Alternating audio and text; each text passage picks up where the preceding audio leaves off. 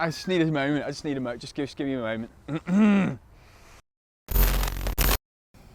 Hi and welcome to the Running Channel. I'm Anna, and today with Rick we're going to be going through some top tips to help you run your first 5K. Yeah, if you're completely new to running and planning on taking on your first organised race, these top tips will help get you through it. Don't forget to like and subscribe to the Running Channel so you get notifications when we upload new videos like this one.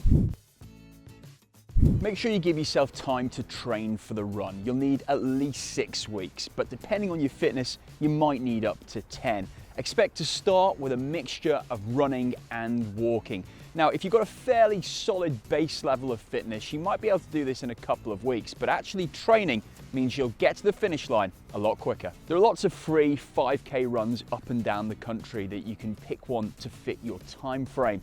Park runs happen every Saturday, usually at 9 AM. These are free, fun, well organised and easy to turn up to, and they're not full of speedsters, though you don't get yourself a medal at the end. Have a look for a training plan. There's loads to choose from online, and you can pick one that you can manage to fit in around everything else that you're doing as well. Loads of people, when they first start out running 5K, use the Couch to 5K app, for example, and all you've got to do is get out there and tick those runs off. Just remember though, if this is your very first time that you're embarking on a 5K, we've got loads of tips for you. Just check out our video, Running Tips for Beginners. Our goals will all take different forms. It might be that you just want to get to the end. You might want to run the whole way without walking, or you might have a specific time goal in mind. Bear that goal in mind when you are looking for a training plan. And those training plans will take different forms as well. So they might measure your runs in time or in distance. So for example, you might have written down to run for 5 minutes and walk for 2 minutes, or it might be run for 1 kilometre and walk for 1 kilometre. If you're measuring distance for your runs, you're probably going to need a GPS watch, or you could use an app, for example, Strava or Map My Run on your phone. They can measure your distance for you, but don't worry too much about that. If you just want to go out and run for a specific time for your plan, then you just need an ordinary watch to do that. Don't overload yourself. You can't be too ambitious. Although ambition is good, if you start off going in too heavy, it's more likely you'll get injured, or basically you just give up because it's too hard. At the same time, don't be too easy on yourself. It's good to push yourself, but not too extreme where you go over the top. One of the key factors to successfully training for your first 5K is consistency. Most training plans will have you running probably up to 3 times a week. So try and set your running days for the same days each week. That way you then get into more of a habit. Also try and run in the morning. You're then less likely to put it off for the rest of the day. Lay your clothes out the night before, get everything ready, and don't overthink it. That way you can just get out and get it done. Being consistent can be much easier if you're running with other people. Set a date and time every week, and that way you're ticking that run off. Also, if you join a running club, many of them will have 5K beginner programs that you can get yourself started with. Motivation is the key to getting you to the start line of your very first 5K. Have a think about the reasons why you're doing it. Maybe you're doing it to raise money for charity, or you're doing it in memory of a loved one, or maybe this is the first step for you to tackling a longer distance in the future. Whatever your reasons are, make a list of bullet points for why you're running this 5K and stick it somewhere where you can see it. So maybe put it on your fridge or put it on your bathroom mirror. Somewhere that's going to remind you, because that could be the difference of getting out for a training run or not. On the flip side though, don't lose motivation if you have a bad run or you miss one altogether. We're not elite athletes, and life does happen, and sometimes things will just get in the way. If it's happening all the time though, then you need to think, why am I actually skipping that run? If music helps you, make yourself a killer playlist. Get some tracks on there that get you really pumped and ready to take on the world.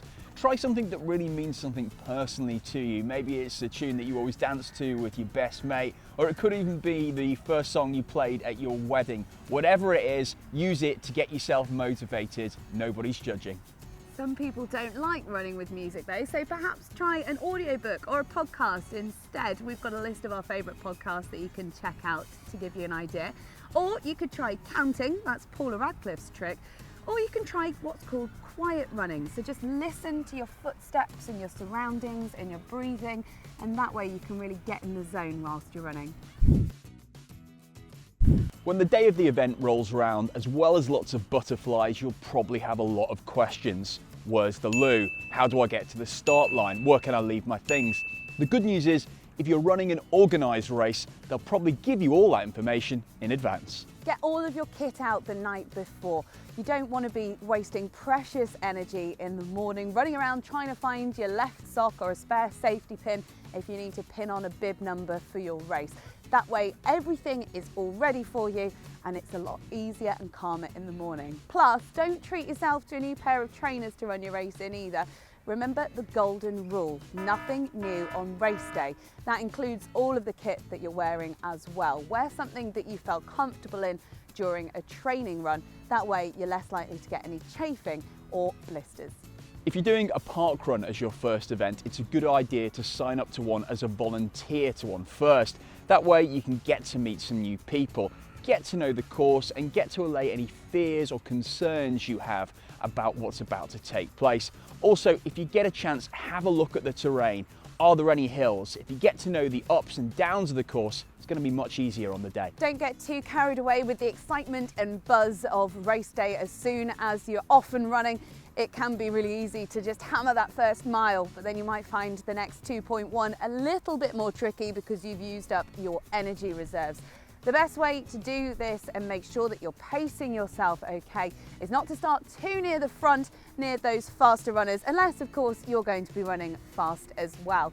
But if you manage to pace yourself correctly, you'll have enough energy left in the tank to start overtaking people at the end, which feels absolutely great. And speaking of overtaking people, when you're running in a race, it will feel quite different to when you've been out and training on your own and doing runs on your own, because there are loads more people around you who are running at different paces. It's a good way to try and push yourself a little bit harder by keeping up with somebody ahead of you. I like to call it picking people off, because then when you overtake them at the end, it feels amazing. Don't worry too much though if you don't get your pacing right on race day. It happens to everyone all of the time, and it's just something to learn from and remember for next time. Recruit friends and family to support you on the sidelines and at the finish. Their support is going to mean the world. They're also great for taking photos so you can brag about it later. Also, smile too. Not only will the photos look better, but it will help you relax and actually help you run better because you'll feel less tense. Don't forget to take it all in when you finish. You've just finished your first 5K and you'll never get that feeling again. Chances are it was probably an early start as well, so why not grab your support crew and head off and get some brunch after to reward yourself. Well done on making it to the end of your first 5K. Check out the running channel for some more tips for running beginners, and we'll see you next time.